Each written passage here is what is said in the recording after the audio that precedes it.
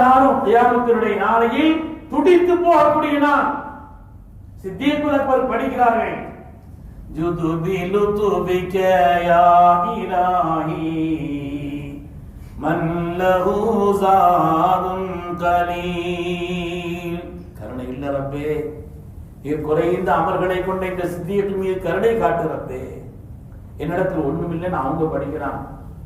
கைஃபஹாலி யா இலாஹி, உருக்கமான ஒரு பைத் படிக்கிறான்.